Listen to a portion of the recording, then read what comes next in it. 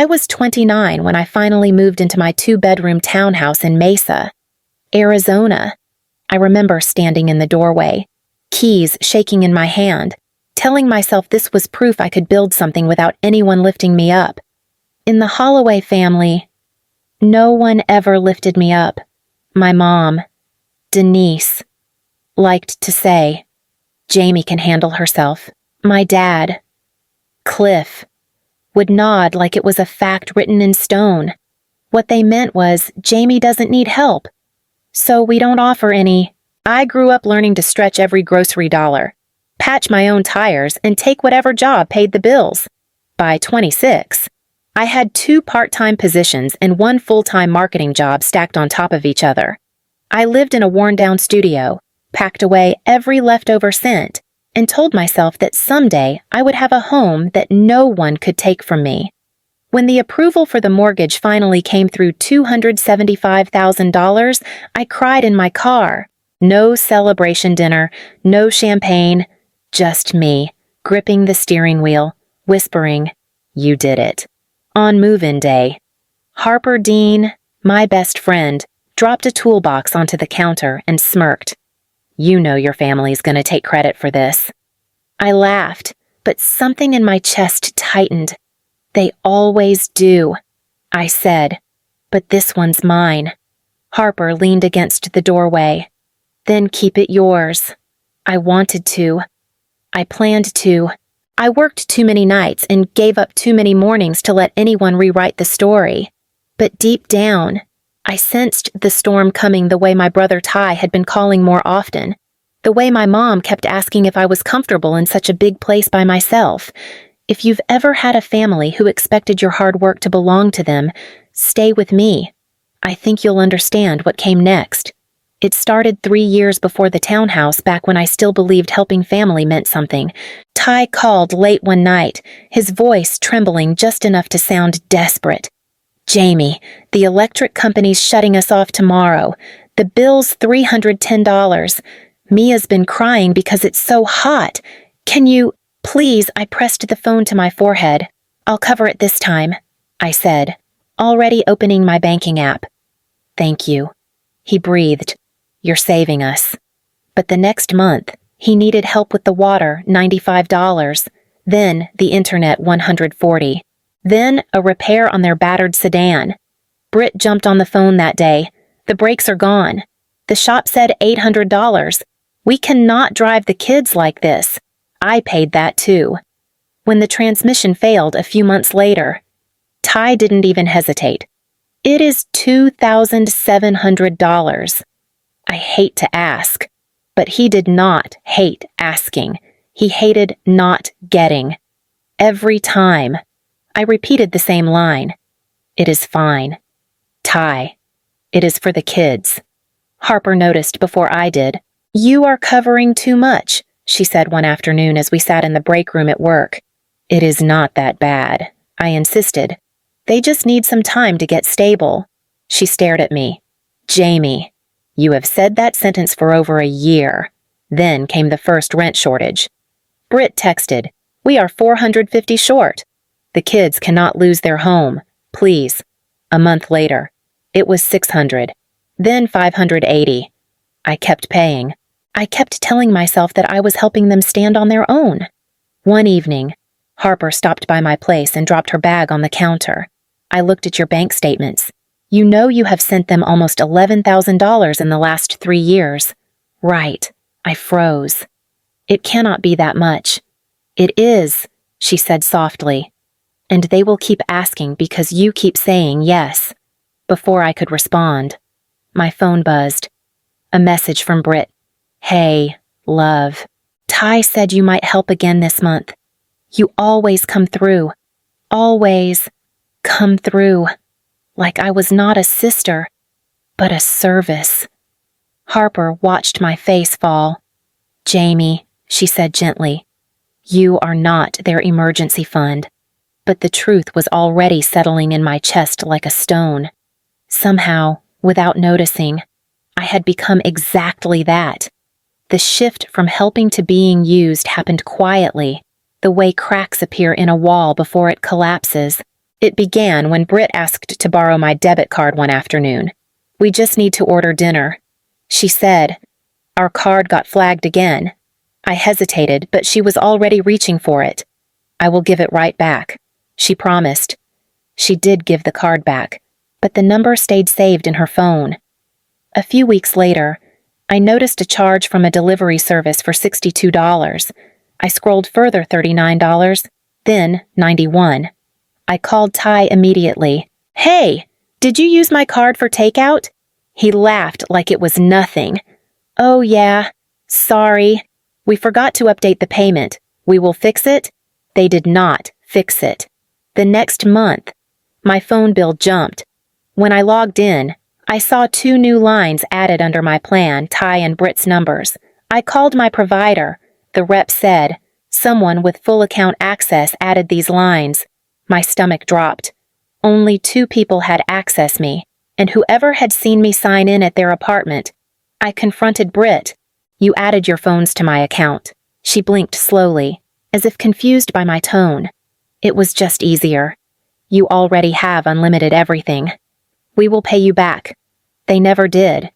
Then I saw the subscriptions, Hulu, Disney Plus, a music service, all billed through my card. I had never signed up for any of them. Harper came over that night, sitting beside me as I scrolled through page after page of charges. Her voice was low. "Jamie, this is not forgetting. This is choosing." I kept staring at the screen. They would not purposely steal from me. "Jamie," she said. "Look again." The next blow came a week later, a buy now, pay later charge for $1,800. Electronics. I called the company. "Was this authorized under your account?" My voice cracked. "No." It was not. The rep sighed. "It was processed using your saved card information." Saved. Somewhere in Britt's phone. Saved because I trusted them. I sat there in silence, pressing my hand against my chest, trying to slow the ache spreading through me. The truth settled heavily. This was not an accident. This was a pattern, and underneath that realization was something worse. I had let it happen. The night everything unraveled started like any other family dinner, loud voices, sticky tables, kids dropping crayons everywhere. We were at Rusty Cactus Pizza, the place my parents loved because it feels homey. I sat at the end of the table, trying to stay small, while Ty held court in the center like always. He was telling some dramatic story about a client who totally misunderstood his creative genius. Britt nodded hard, like she was applauding with her neck. Colton and Mia were laughing at nothing. My mom kept refilling everyone's sodas. My dad scrolled through his phone. Nobody talked to me. That part was also normal. Halfway through the meal, Ty stood up. Not casually, he pushed his chair back like he was about to make a toast at a wedding. "All right, everyone," he announced, tapping his glass with a fork. "I have something important to bring up." My head snapped up. Britt squeezed his arm. Mom's face lit with expectation. "Go ahead, honey." Ty gestured toward me with a proud grin. "So, as you all know, Jamie has that beautiful townhouse. 2 bedrooms, nice neighborhood, plenty of space." My throat tightened. He continued, louder now, so the entire table fell quiet. "And since she is living there alone, while we are cramped in that tiny apartment, I think it only makes sense that Britt, the kids, and I move in with her." My fork froze in midair. Britt beamed. "It would help us so much." "Jamie." Mom reached for my hand. "Family takes care of each other." Dad nodded once. "Makes sense to me." Then, the worst part, my relatives clapped. Actually clapped, like this was some charity award I had just won. And then Colton chirped, "Mommy already picked her room." The table laughed. My chest burned. I set my fork down carefully. "You already picked." "A room." Britt's smile faltered. "We were just planning ahead." Ty shrugged. "Everyone agrees it is the right move." "I do not," I said, the words leaving before I could stop them. Silence rippled through the table. Ty blinked like I had mispronounced his name. What do you mean? You do not. You have the space. Mom squeezed my wrist harder. Jamie, do not make this difficult. I pulled my hand back. I am not giving you my house. Dad leaned forward, voice low. A single woman does not need that kind of property. Your brother has a family. The room tilted. Heat crawled up my neck. I stood, my chair scraping sharply. Let me make something clear. For 3 years, I have covered your electricity, your water, your internet, your car repairs, your rent shortages, all of it. Ty laughed nervously. Jamie, this is not the time. It is exactly the time. My voice steadied. I have paid you thousands, and now you want my home. The table fell into absolute stillness. I could feel every eye on me, but I was not shaking anymore. Somewhere deep inside, a line had finally snapped, and I was done pretending it had not. Ty let out a shaky laugh, the kind people use when they are trying to pull the room back under their control. Come on, Jamie. You are overreacting. We were just talking about a family solution. Britt leaned forward, her smile tight. You know we appreciate everything you have done, but the kids need stability. You have to understand. I kept my eyes on Ty. Do you want to know how much I have paid for your stability? Mom hissed under her breath. Jamie, do not start. I already started. I said, 3 years ago. I reached into my bag and pulled out the single sheet of paper Harper helped me print earlier that day. I had not planned to show it. I had not planned to say any of this. But the sight of their faces, smug, expectant, entitled, lit something inside me. I slapped the paper down on the table. Your electricity $310 the first time, then $330, then $326. Your water $95, your internet $140, your brakes $800, your transmission $2,700, your rent shortages $450, then $600, then $580. Britt's face went pale. Ty's jaw locked. I kept going. I have paid almost $11,000. I have covered your bills, your emergencies, your laziness, your bad planning, and you think the next logical step is to take my home. Dad slammed his palm on the table. Lower your voice. I looked at him. No. His eyes widened, not because of what I said, but because I dared to say it. Mom leaned toward me. Your brother has children, Jamie. Children come first, and I have put them first. I said, every time you asked, every time he asked, every time Britt cried on the phone, and none of you, not one person here has asked how I am doing. Ty crossed his arms. Well, you seem fine. You bought a house. I bought a house because I worked 2 jobs for 3 years, not because anyone here helped. For a moment, no one spoke. Even the kids stopped fidgeting. Then, Dad leaned back and delivered the line that finally killed whatever loyalty I had left. A woman living alone does not need a place that big. Your brother should have it. My breath caught, but not in shock and clarity. That was who they were. That was what I had been fighting without even knowing it. I straightened my shoulders. Well, I said quietly, you are not getting it. For a long moment, the table stayed frozen. No chewing, no sipping, no fake politeness left to hide behind. Ty stared at me like I had ruined his script. Britt gripped her napkin so hard it tore in half. Then my phone buzzed.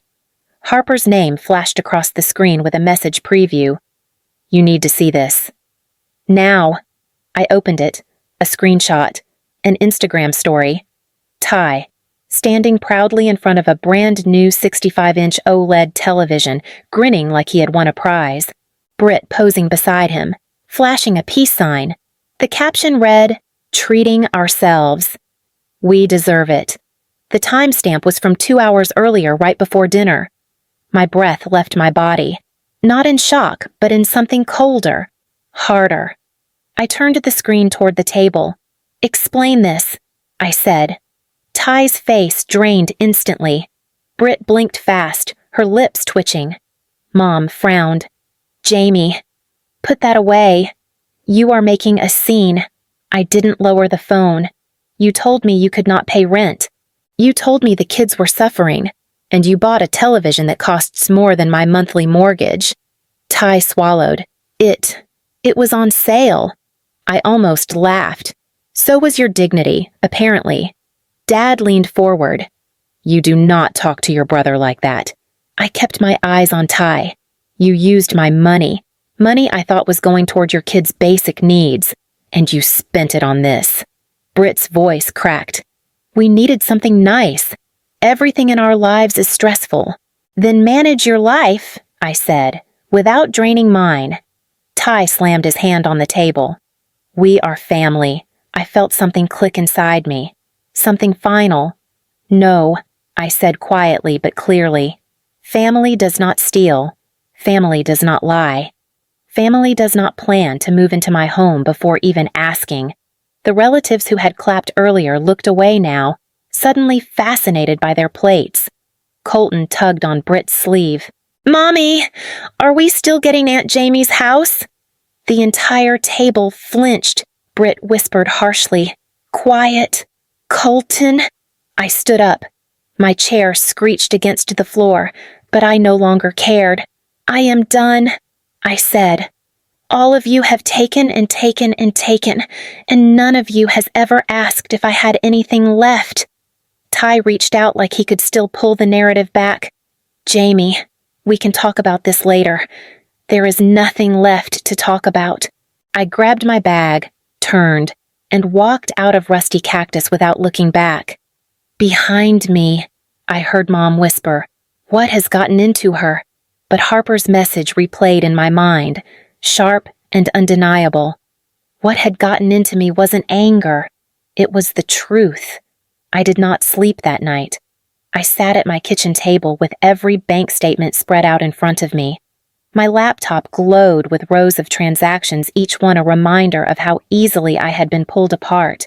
Harper arrived without knocking, sliding into the chair beside me. Show me everything, she said. I pushed the stack toward her. It is worse than I thought. She scanned one page, then another. Jamie, these charges go back years. They were counting on you not noticing. My throat tightened. I kept thinking it was for the kids. Harper didn't soften. Good intentions don't cancel what they did. I nodded, the decision forming inside me like steel. The next morning, I started making calls. Remove all secondary lines. I told the phone company, effective immediately. The representative hesitated. Both additional numbers. Yes, I said. Both. Then I called the utility companies. Terminate every auto payment tied to my account. But ma'am, do it. Streaming services were next. Passwords changed. Profiles wiped. By noon, every financial vein that fed Ty and Britt had been severed. My phone rang. Mom's name lit up the screen. I answered. Her voice was sharp. Jamie, your brother said his phone stopped working. What did you do? I removed him from my plan. You cannot just cut them off like that. The children. Mom, I said quietly. The children were never the problem. She exhaled dramatically. You embarrassed us last night. All you had to do was share your home. It is my home. You should think of the family. I have, I said.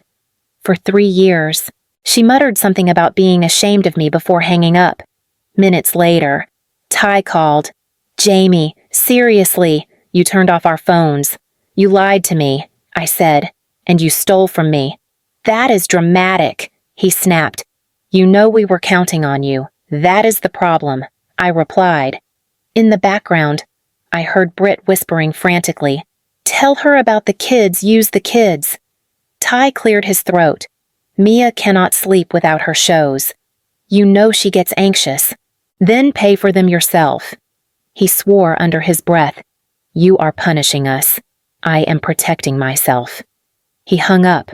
An hour later, the posts began.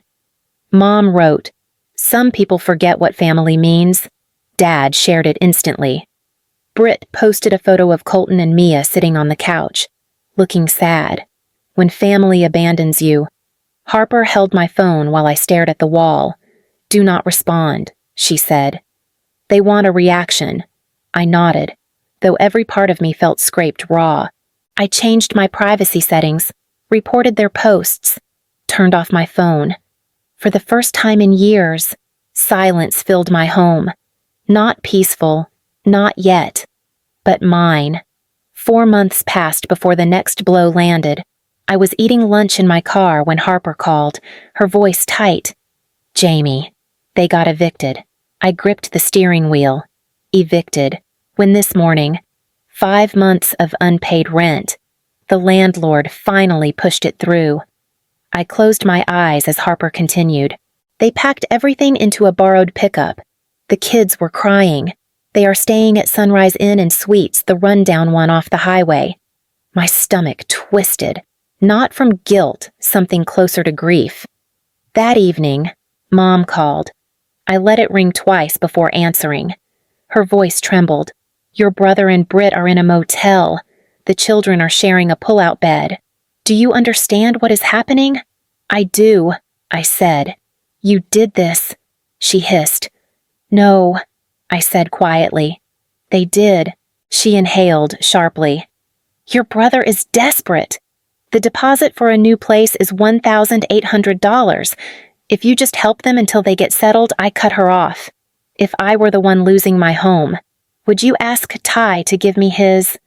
The line went silent. Seconds passed. No, she whispered. There it was, the truth she had never dared to say out loud. I exhaled, then stopped asking me to sacrifice my life for his. Mom started to cry softly, but I could hear the frustration beneath it. You are abandoning your family. I am letting them face the consequences of their choices. She hung up without another word. Later that night, Ty tried calling too. I let it go to voicemail. His message came out shaky, angry, pleading all at once. Jamie, I know you are mad, but the kids are scared. Britt is overwhelmed. We do not have anyone else. You always come through. Please, just once more. Harper texted me right after. Do not go back. You are almost free. I sat on my couch, in my home, the place they tried to claim as theirs, and listened to Ty's message again. The desperation was loud, but underneath it was something I recognized too well. He still believed I would save him. I pressed delete. The room stayed silent, heavy, certain. The first true boundary I had ever set.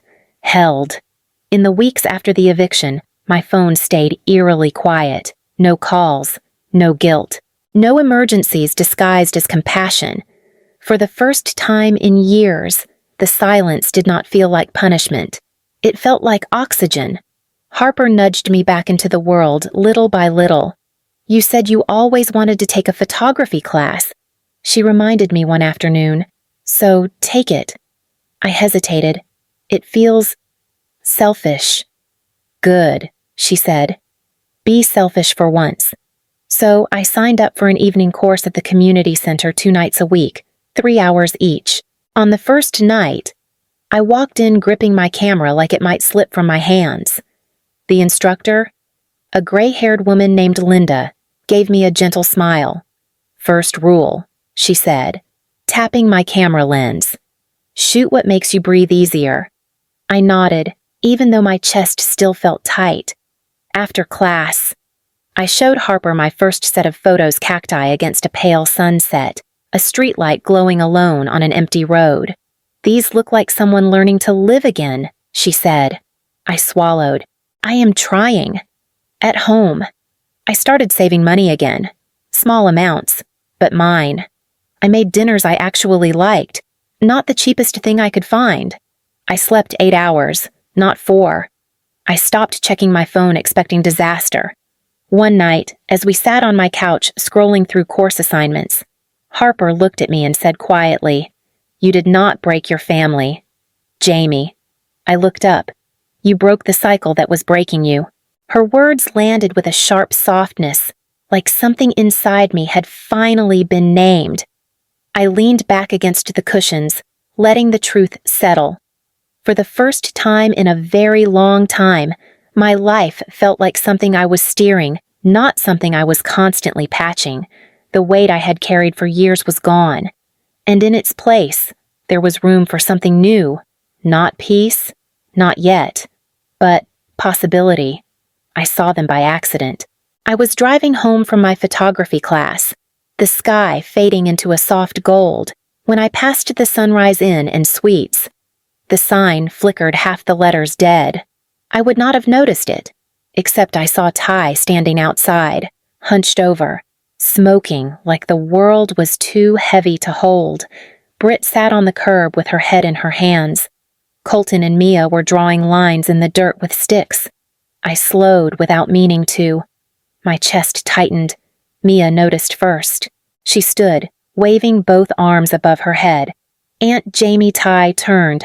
His face changed something like hope, something like expectation, the same look he always wore when he believed I was there to fix everything. I pulled the car to the side.